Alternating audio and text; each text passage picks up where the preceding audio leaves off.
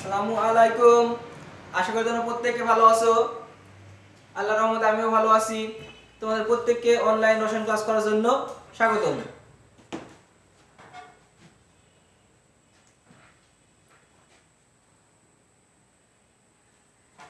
উচ্চ মাধ্যমিক রসায়ন দ্বিতীয় পত্র জৈব যৌগের উপর তোমাদের সাথে আমি সৃজনশীল প্রশ্ন নিয়ে আলোচনা করছি।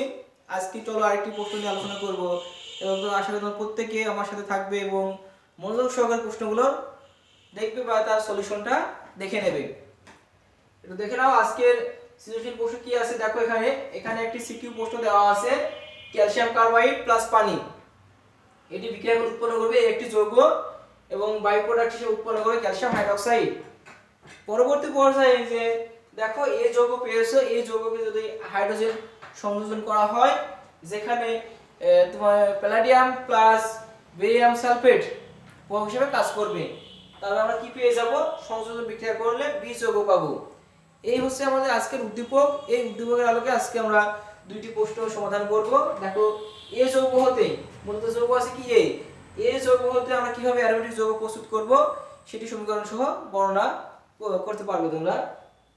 বা দেখো এই যৌগটা কি, ফার্স্ট তোমাদেরকে লক্ষ্য করতে হবে বা বিক্রিয়াটি সম্পূর্ণ করতে হবে যে তোমরা যে এই যৌগ পাবে ওই যৌগটি মূলত কোন যৌগ আছে আগে এটা বের করে নিই আমরা।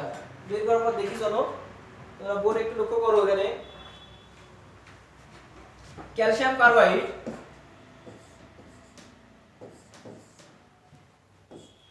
কার্বাইডকে যদি আদর্শ বিশ্লেষিত করো তোমরা পেয়ে যাবে ইথাইন। দেখো ডাবল কার্বন আছে এখানে,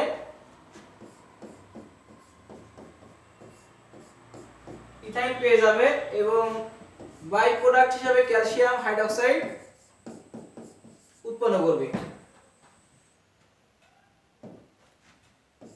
দেখো এই যৌগটি ইথাইন পেয়েছি আমরা।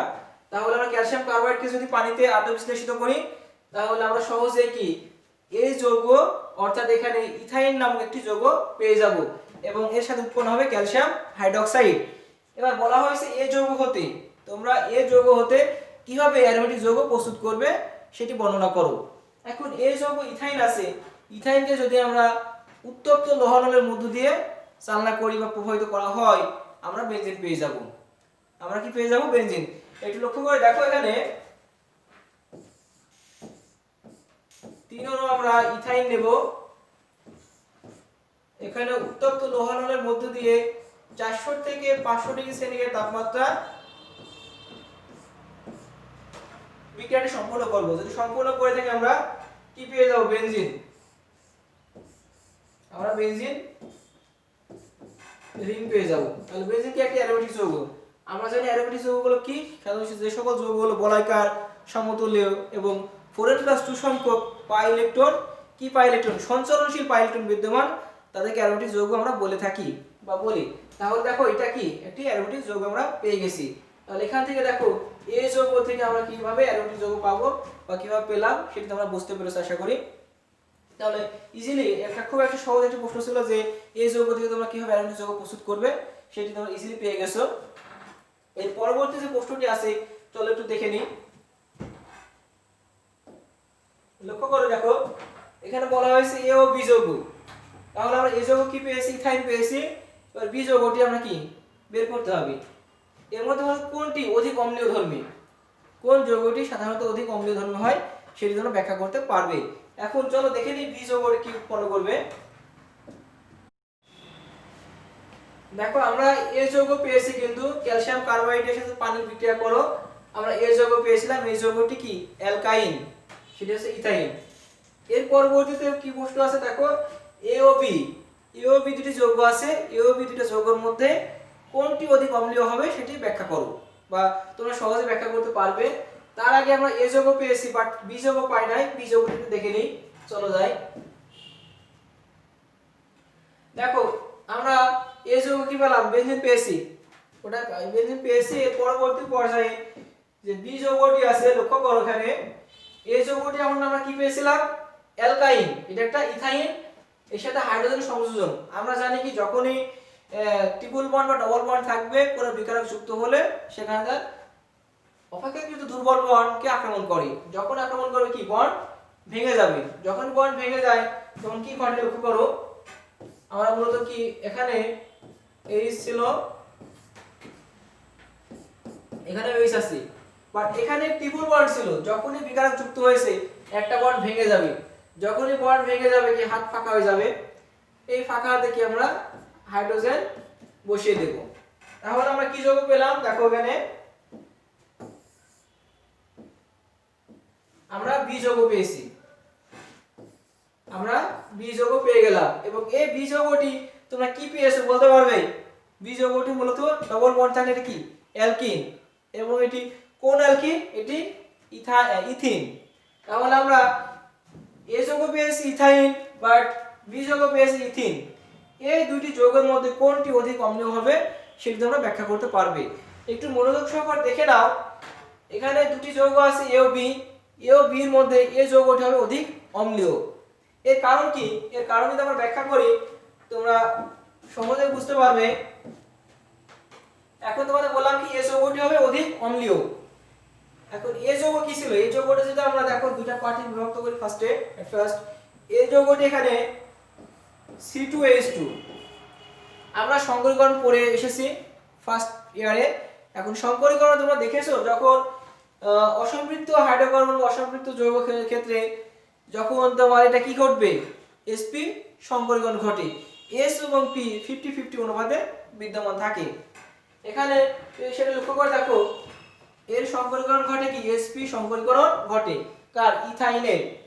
তাহলে এখানে যদি আমরা তোমার এর চরিত্র হিসাব করি, সংকর অরবিটাল s এবং p এরা মূলত আছে কত? 1:1 অনুপাতে বিদ্যমান আছে।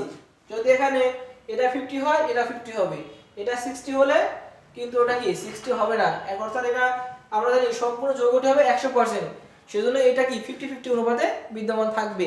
তাহলে এখানে দেখো এক্ষেত্রে S হচ্ছে কত পার্সেন্ট হবে? 50%, এবং P হবে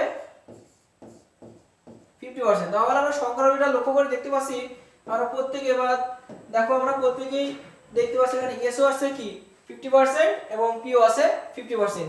কিন্তু বি যৌগটি লক্ষ্য করে দেখো, এখানে বি যৌগ কি আছে? অ্যালকিন বা ইথিন। এখানে C2H4 আছে। আমরা জানি কি অ্যালকিনে ঘটে হচ্ছে কি ঘটে?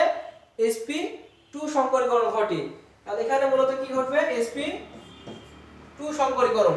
এবং এখানে যে সংকর অরবিটাল s এবং p আছে এদের অনুপাত কত হবে? 1:2 দেখো 2 অনুপাতে বিদ্যমান আছে, 1:2 অনুপাতে বিদ্যমান আছে। এক্ষেত্রে s এবং p এর যদি চরিত্র লক্ষ্য করা যায় বা শতকরা অনুপাত বের করা যায়, এক্ষেত্রে দেখা যাবে কি s এর মান আসবে 33.33 ও p এর পরিমাণ আসবে 66.67। এখন তোমাদের বলেছি কি আমি যে এই এ যৌগটি অধিক অম্লীয়ধর্মী অম্লধর্ম প্রদর্শন করবে বা অম্লীয়তা প্রদর্শন করে। এখন এখান থেকে লক্ষ্য করে দেখো s, এখানে s কত আছে? 50%। লক্ষ্য করে দেখো এখানে 50%, বাট এখানে কত? 33.33%। এখানে দেখো এই যৌগটি যখন আমরা এই যৌগ গেলাম ইথাইন থেকে যখন ইথিনে যাচ্ছি, যার সঙ্গে সঙ্গে s এর মাত্রা কমে যায়। s এর মাত্রা কমে গেলে এখানে তার সংকরীকরণের মাত্রাও কমে যাবে। এই যে অন্য মৌলের সাথে যুক্ত হবে, তোমরা একটা জিনিস সব সময় মনে করে রাখবে, যখনই s এর মাত্রা কমে যায় তার সংকরীকরণ বা অর্থাৎ যুক্ত হওয়ার ক্ষমতা কমে যাবে, যুক্ত হওয়ার ক্ষমতাটাও কমে যায়। এখানে দেখো এখানে s ছিল 50%, বাট এখানে কমে গিয়ে 33.33% হয়ে গেছে। s এর চরিত্র বা s এর মাত্রা কমে যায়। কমার কারণে অন্য কোনো মৌলের সাথে তত দ্রুত সে বিক্রিয়ায় অংশগ্রহণ করবে না। তাহলে এটি দ্রুত বিক্রিয়ায় অংশগ্রহণ করবে কেন? একটু আরেকটু লক্ষ্য করো, তোমাদের ধারণা আরো স্পষ্ট হয়ে যাবে। এই যে দেখো ইথাইন বা এ যৌগ দেখতে পাচ্ছি আমরা সবাই, এই এ যৌগের ক্ষেত্রে আমরা কি বললাম যে s এর মাত্রা বেশি হওয়ার কারণে এই যে হাইড্রোজেন এবং কার্বন যে বন্ড আছে, এই বন্ডের ইলেকট্রন মেঘগুলো মূলত কোথায়? এই কার্বন পরমাণুতে চলে আসবে। আবার এখান থেকে যে এর মাঝে ইলেকট্রনগুলো আছে, এই ইলেকট্রন মেঘটা মূলত এই কার্বন পরমাণুর দিকে চলে আসবে। যখনই এর বন্ডগুলো কার্বন পরমাণু চলে আসবে তখন তাদের মধ্যে কি বন্ধন কি দুর্বল হয়ে পড়বে না? অবশ্যই দুর্বল হয়ে পড়বে। এই দুর্বল হয়ে পড়ার কারণে কি এই যে ইথাইন দেখতে পাচ্ছ, ইথাইনের দুটো হাইড্রোজেন কোনটি 80+ এই যে প্রান্তীয় হাইড্রোজেন বলা হয় বা দুই প্রান্তে যে হাইড্রোজেন আছে এই হাইড্রোজেন দ্রুত অপসারিত হয়ে যাবে। এবং আমরা জানি কি যে সকল যৌগ যত দ্রুত বা যত সহজে হাইড্রোজেন দান করে তারা তত সক্রিয় বা তত বেশি অম্লধর্ম প্রদর্শন করে। বাট এক্ষেত্রে লক্ষ্য করো এবার এই যে যৌগ আমরা বিযৌগ ইথিন পেয়েছি, ইথিনের ক্ষেত্রে দেখো আমাদের SSO টা কম এবং দেখো দুটো প্রান্তীয় কার্বন বলতে বোঝায় এই কার্বন এবং এই কার্বন, এবং প্রান্তীয় হাইড্রোজেন কোনটা? এই দুটো কিন্তু প্রান্তীয় হাইড্রোজেন। এই হাইড্রোজেনের মাঝে দুটো হাইড্রোজেন আছে দেখো, এই S এর মাত্রা কমার কারণে কি এখান থেকে যদি আমরা হাইড্রোজেনকে সরিয়ে দিই কিন্তু এর মতো সরে যাবে না, কারণ একটা যদি আমরা অপসারিত হয় আরেকটি থাকবে। তাহলে এর তুলনায় কিন্তু যে ইথিন আছে, ইথিনের তুলনায় কিন্তু ইথাইনের কার্বনের সাথে দ্রুত বিক্রিয়া অংশগ্রহণ করবে, কারণ এখানে কোনো হাইড্রোজেন থাকবে না।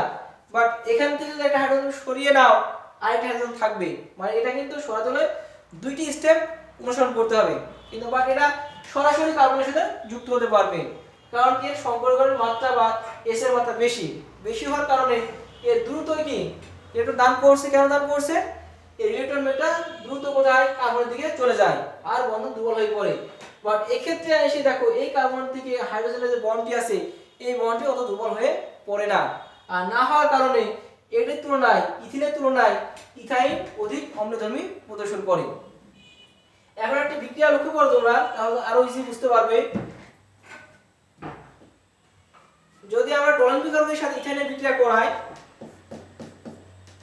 তোমরা টলান বিকারকের নাম অবশ্যই শুনেছো।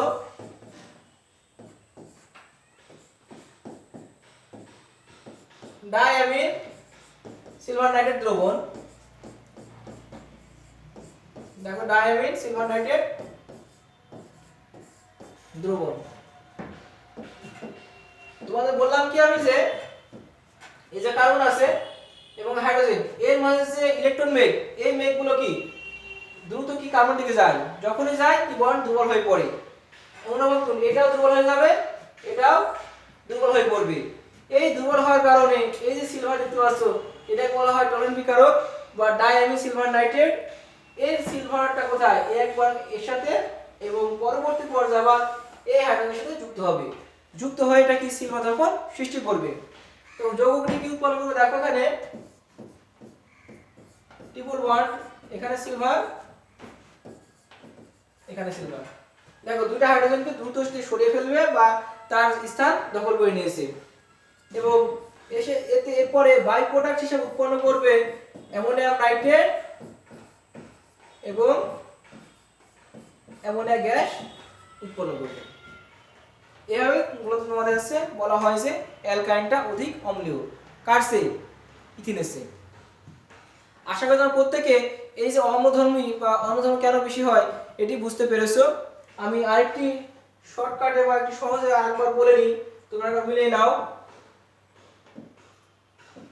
তোমরা একটা জিনিস লক্ষ্য করে দেখবে যে দুটো যৌগ থাকবে ওই দুটো যৌগের মধ্যে যার এস এর মাত্রা বেশি হবে সে তত অম্লধর্ম প্রদর্শন করবে। এর কারণটা কি?